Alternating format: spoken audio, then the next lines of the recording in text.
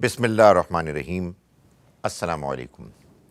This is our 10th episode of the summary of the Quran, and we are going to do Surah At-Tawbah. Surah At-Tawbah is the 9th surah of the Quran and the 4th and the last surah of the second group of surahs.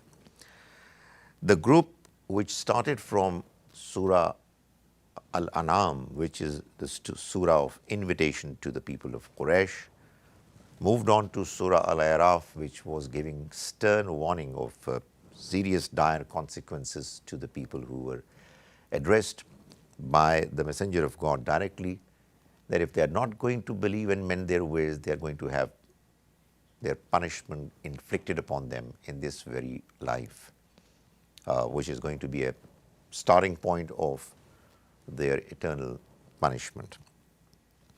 The third Surah Anfal, which we did yesterday, is the surah that is preparing the believers to finally get prepared both morally, spiritually and militarily to inflict God's punishment on the people who were now on the verge of extinction, of being punished because of their own misdeeds, because of the fact that they rejected the Messenger of God, despite the fact that they knew quite well that he is from God and what he's saying is the ultimate truth.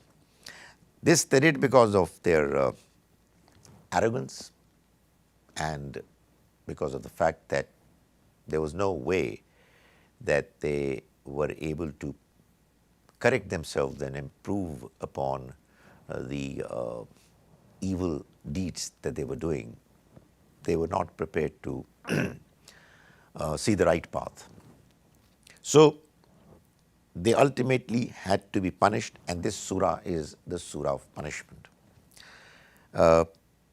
That's why it's the only surah of the Quran which is not preceded by the verse Bismillah ar-Rahman ar-Rahim.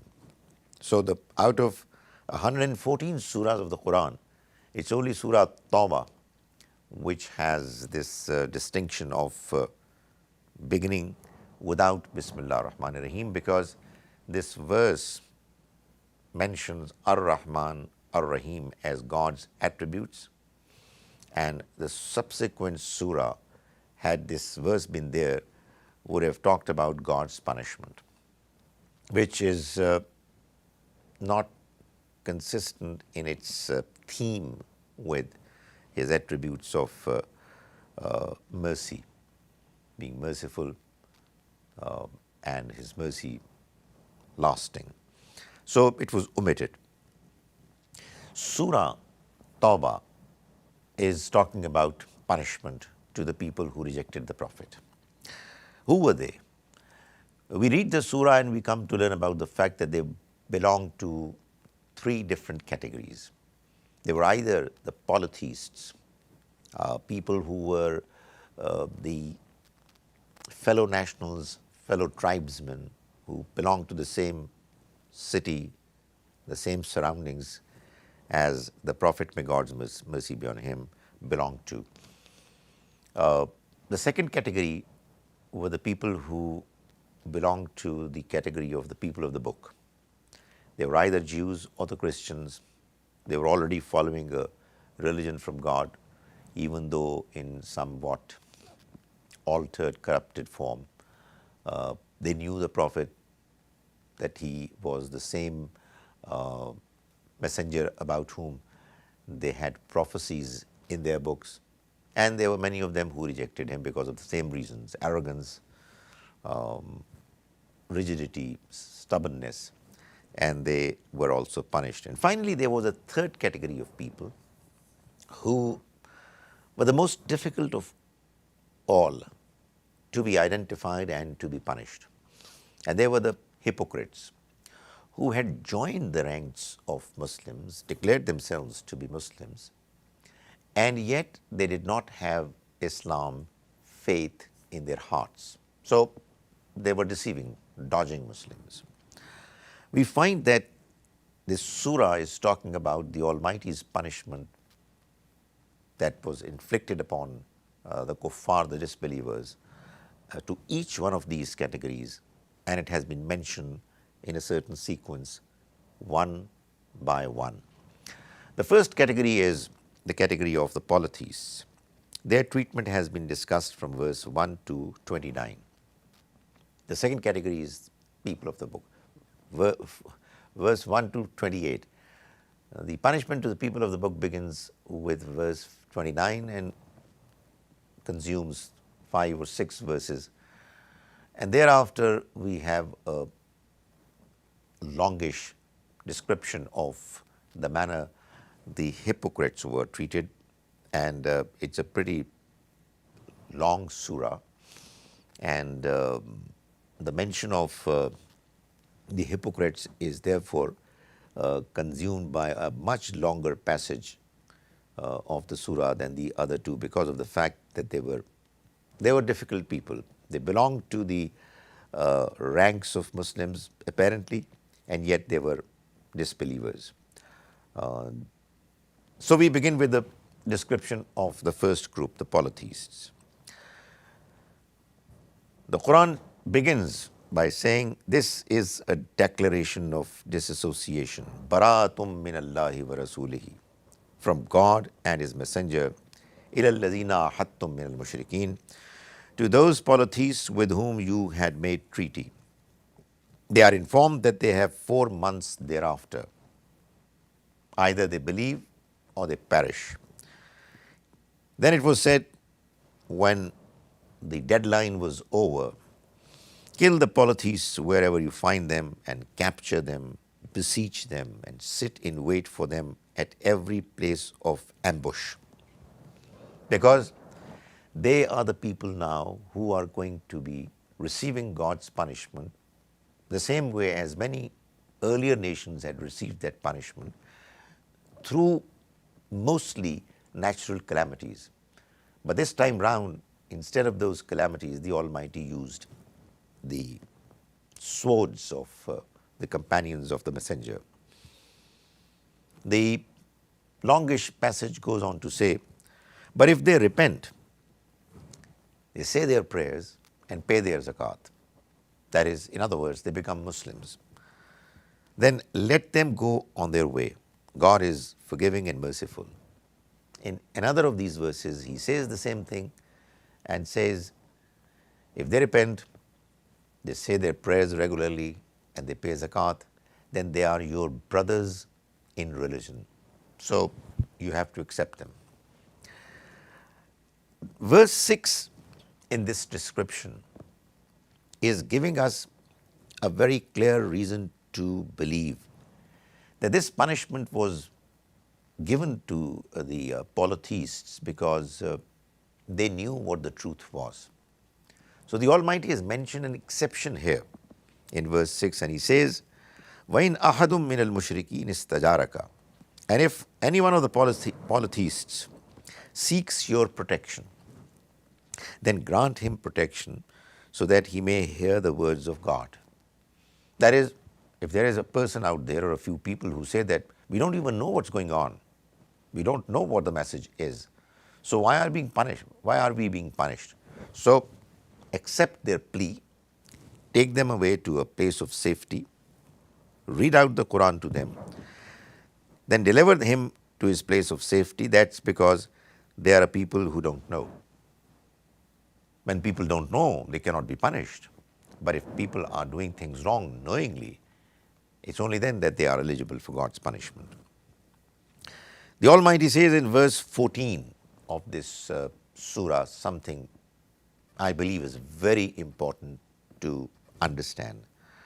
I have been saying it all along, that this punishment that the Almighty inflicted upon the disbelievers, kuffar, at the hands of the believers was God's punishment.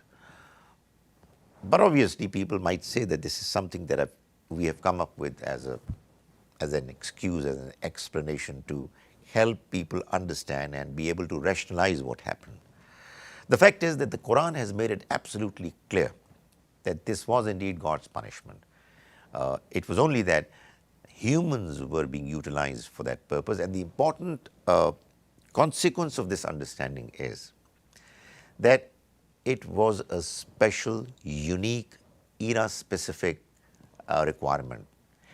It had nothing to do with people's believers of the later times. So no Muslim can make use of these verses to justify that he's killing non-Muslims because they are non-believers. So the Quran mentions in verse 14, قَاتِلُوهُمْ, you fight against them, يُعَذِّبْهُمُ اللَّهُ بِأَيْدِيكُمْ, God is going to punish them through your hands. He's going to use your hands. So the Quran makes it clear that what was going on was being done under very clear instructions of the Almighty to make sure that those who had refused to pay heed to God's message were to be taken to task, so that this incident, this very prominent happening, should become a lesson for the rest of the mankind to know and believe that God's punishment is real. If He is warning you that if you are not going to mend your ways, there is punishment waiting for you after this life, in the next life, then what He is saying is correct. And if you don't believe, just look at this punishment which we are inflicting upon the enemies of our messenger, the rejectors of truth. After this punishment was prophesied much earlier, on occasions at a time when this punishment was not imaginable. There were no traces of it happening, and yet it was confidently prophesied over and over again that these people are bound to meet with God's punishment, and the punishment actually took place. So this is what the Quran is doing in this particular surah, mentioning the fact that the promised punishment has now arrived, reached. Verse 28 says, Ya ayyuhallazina amanu, believers, innamal mushrikuna najasun. Now these polytheists are impure, they are filthy. Therefore, they must not come close to the sacred house after this year. This was a part of the punishment. We do have different religious views. We do dispute with many people in the kind of religious views they carry, but they are not impure or filthy because they have their own reasons, and we don't know who is convinced in doing what he is doing and who is not. That's something for the Almighty to decide on the Day of Judgment. But if in this life the Almighty Himself, who knows everything, tells His Prophet and his companions, here are some people about whom I am telling you that they don't deserve to survive anymore. They are filthy, and they will not be allowed to come close to the house of God any further, then that's obviously something the Almighty and He alone can do. This has nothing to do with non-Muslims of later times. If there are restrictions on the entry of non-Muslims in the holy cities of Mecca and Medina, today it's an administrative decision. It's not something which is mentioned in the Quran. Then we move on to verse 29 onwards, which is a treatment of how the people of the book, the Jews and the Christians, were punished by the Almighty. It says in verse 29, fight those who do not believe in God or in the last day, and who do not consider unlawful what God and His messenger have made unlawful, and who do not adopt the religion of truth from those who were given the book. Fight them until they pay jizya. They give jizya, that is a tax to the Muslims, with their own hands, and live as humble subjects. Their punishment was not the punishment of being killed. Their punishment was living with Muslims under them a life of humbleness, ignominy, insult, that they somehow were not willing to accept the message of God, even though it had become absolutely clear. It's not a small matter. You see, you can see God's message clearly that is from Him, and you're still not willing to accept it, is a big, big crime. And that's what the Almighty keeps reminding us, that for committing such crimes, the Almighty would give you lots and lots of opportunities to correct yourself. But if there are people out there who are not prepared to mend themselves and are incorrigible, then their punishment is going to be unleashed at them beyond a certain deadline which only God can decide. The Almighty mentions as to why they are being treated the way they have been treated. He says, "Yuriduna an yutfi'u nur Allahi bi afwahihim." Verse 32. They want to extinguish God's light with their mouths. They used to employ propaganda through their tongues to somehow make an attempt to undo, undermine, weaken the message of God. Whereas God has decided to perfect His light, although these disbelievers don't like it. Then we move on to verse 38 onwards, which, as I said, is the description of the third group of disbelievers, hypocrites, who were Muslims apparently, because they used to recite the kalama and everything that was demanded from them to prove that they were Muslims, but they did not have true Islam, true faith in their hearts. So because they were also disbelievers, and they disbelieved despite the fact that they knew that the message that they are rejecting is from God, they too were punished. So verse 38 says, Ya ayyuhallazina amanu ma lakum iza qila lakum unfiru fi sabilillahi thaqaltum ila al-ard. Believers, what is the matter with you that when you are asked to come out in the cause of God, you suddenly slump to the earth? Now, in order to distinguish hypocrites from true Muslims, sincere Muslims, the Almighty arranged for a certain expedition. There was a declaration in Medina that there is a place distanced by hundreds of miles from Medina, Tabuk, where all able-bodied Muslim men who have the capacity, the resources to travel, must travel to fight against the Roman Empire, the superpower of that time. It was extremely hot. The time of harvest for dates was round the corner, which was a very important economic project for the people of Medina. So it was really a difficult thing to do, unless, of course, somebody had faith. So this declaration that Muslims must move out and accompany the Prophet to Tabuk was something that became a criterion that would distinguish true believers from disbelievers, hypocrites. So the Almighty is mentioning it at that point in time when this declaration was made, and there were some people who were reluctant to go. He says, Ya ayyuhallazina amanu, believers, ma lakum, what has happened to you? Iza qila lakum, when it is said to you, infiru fi sabilillah, that you move out in the cause of God, ithaqaltum ila al-ard, that you slump to earth. Do you prefer the worldly life over the next one? And there is realistically no comparison between the worldly life and the next one. Then verse 40 mentions, Illa tansuruhu faqad nasarahullah.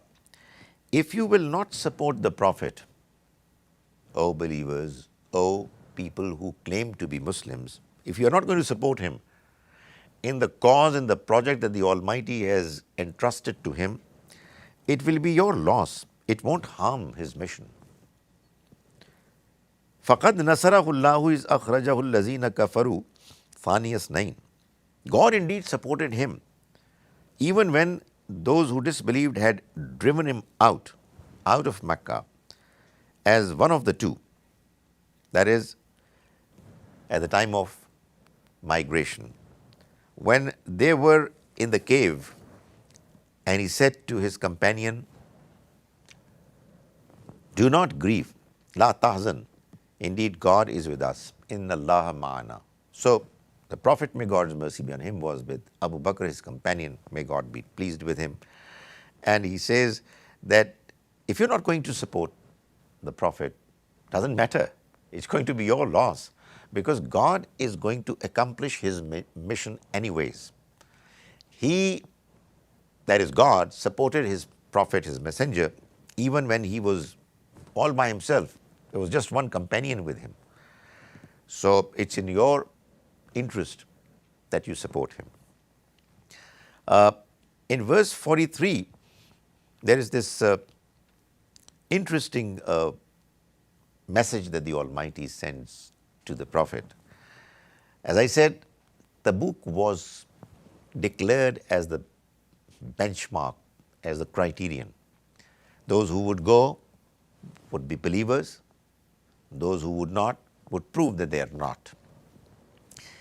But it so happened that the Almighty did not clearly tell the Prophet that each and every person who comes to you to seek your permission to stay back, don't permit them. It was a general understanding that that's how it's going to happen. And the Prophet, may God's mercy be on him, the way he was, kind, considerate, forgiving. There were some people who came to him to seek his permission that they should be allowed to stay back. And the Prophet allows them. So the Quran mentions it in this verse, Afallahu anka. O Prophet, may God forgive you. Lima zinta lahum. Why did you permit them? Permit these people who came to ask you for them to be allowed to stay back. Hatta yatabayyana lakal lazina sadaqu, until such time that it should have become clear to you who are the ones allazina sadaqu, who are truthful, wa ta'lam al-kazibin, and until such time that you should have known who the liars were. So some such incidents were also happening, and it also shows that the Prophet, may God's mercy be on him, on many occasions would take his own decision independently, and the Almighty would approve what he was doing because he knew what the direction was. It's not that each time that he was to take a decision, there used to come a clear revelation to him. He would follow the revelation, most certainly, but he would also follow his understanding based on that revelation. Most of the time he was spot on, but on some occasions, because of his extremely good nature, he would do things which would be somewhat different from what God expected him to do, and therefore God would correct him. Verses 75 to 77 tell us how these people became hypocrites. After all, hypocrisy is a disease, it's an illness. I mean, moral disease. But why can't we say that it wasn't their fault? It's just that they were hypocrites. The Almighty tells us that if some people became hypocrites, it was their own failing, their own undoing. So he mentions one of the reasons why some people turned out to be hypocrites was that they would promise God that if their economic conditions would improve, they'll spend and be pious. They saw that the Quran, the Prophet, may God's mercy be on him, are telling people that if you will believe in God and do good deeds, you will be successful. Successful in this life and successful in the next life. So they would pray to God and say that, please make us wealthy, affluent, and we promise you that if that's what's going to happen to us, we will become pious and we will spend a lot in charity. But when God gave them prosperity, they turned their backs and became stingy. So they broke the promise they made to God. The Almighty says, فَعَاقَبَهُمْ نِفَاقًا فِي قُلُوبِهِمْ. So He made hypocrisy settle in their hearts. إِلَى يَوْمِ يَلْقَوْنَهُ, until the day they would meet Him. بِمَا أَخْلَفُوا اللَّهَ مَا وَعَدُوهُ. This happened as a consequence of breaking their deal with Him. وَبِمَا كَانُوا يَكْسِبُونَ, and for the reason that they were perpetually lying. So, if they became hypocrites, it was because they behaved improperly. And when you start doing things wrong deliberately, consistently, without seeking God's forgiveness, then the Quran keeps telling us over and over again, hearts get twisted, rusted, hardened, blackened, and there is no way that the individual would then get the opportunity of staging a comeback.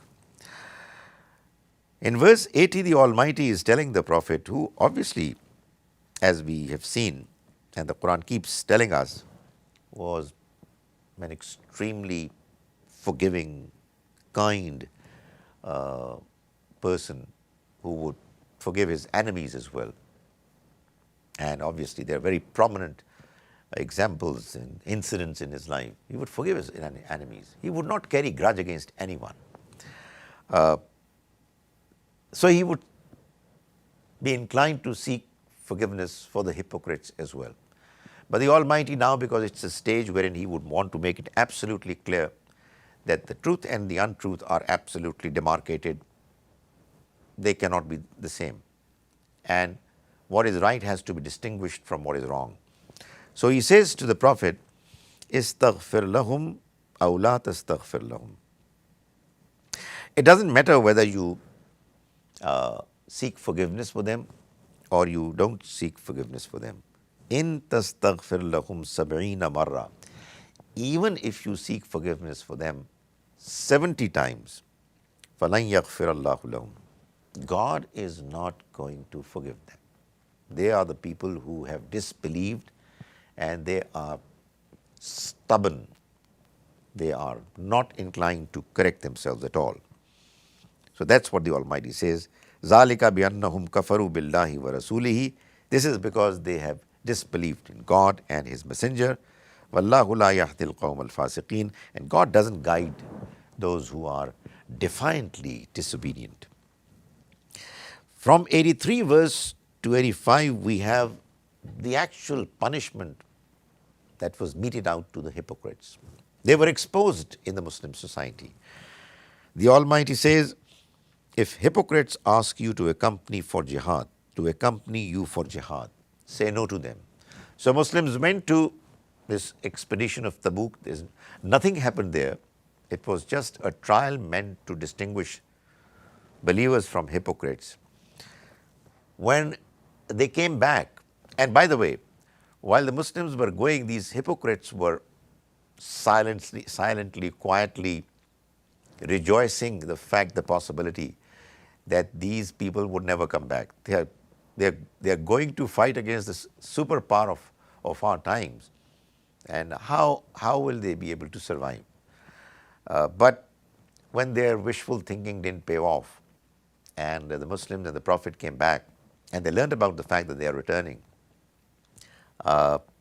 they started making excuses, and they would say to the Prophet that, please allow us another opportunity and we will accompany you.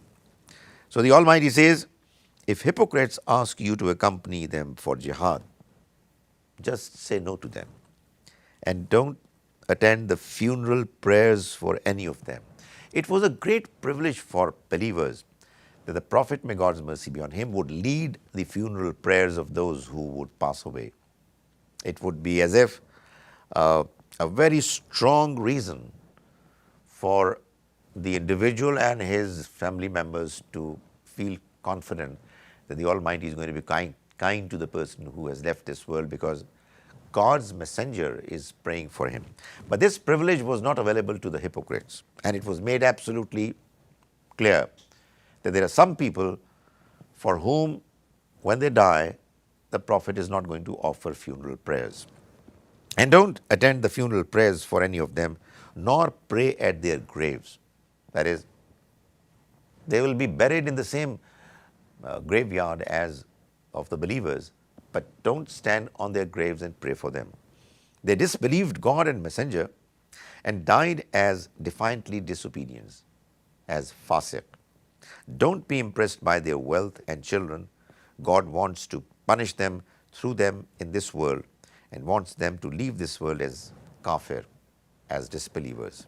So it was made very clear to all believers that these are the people, even though they have used their statement of faith as a shield to guard themselves against the direct punishment of the Almighty, they have been exposed in this very life before the rest of the believing community that they do not belong to them.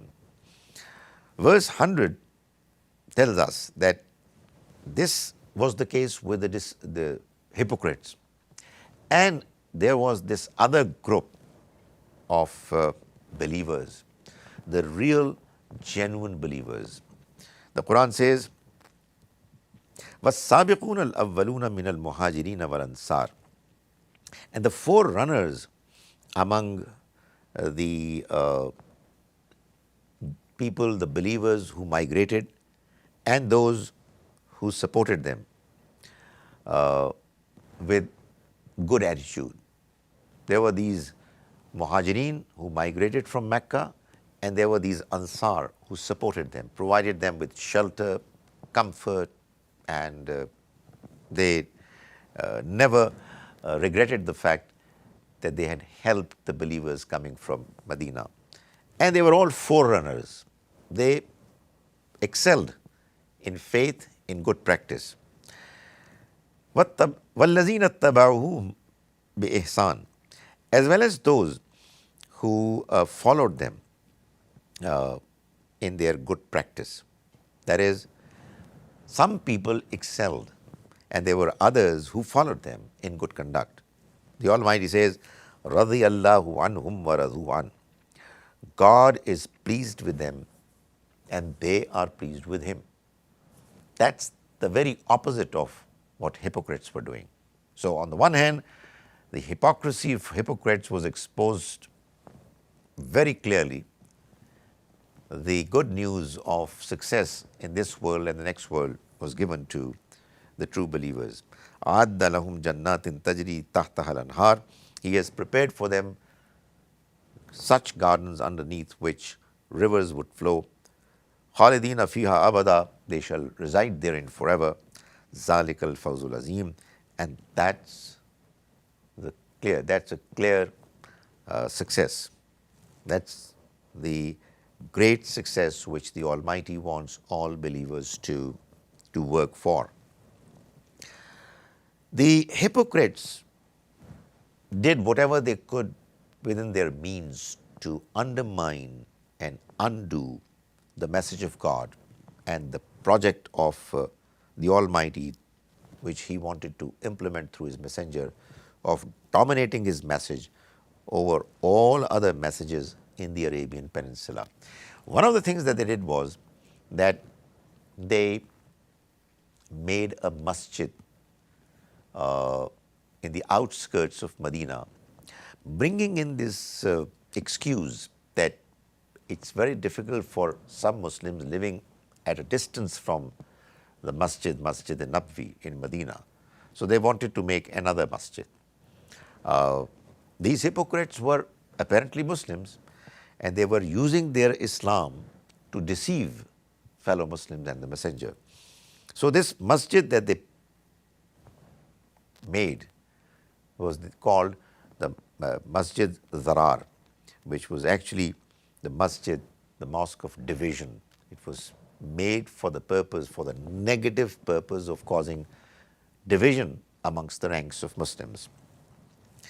So this masjid, when it was made, the Almighty says that it's done for the cause of creating division amongst Muslims and for providing a station to the enemies.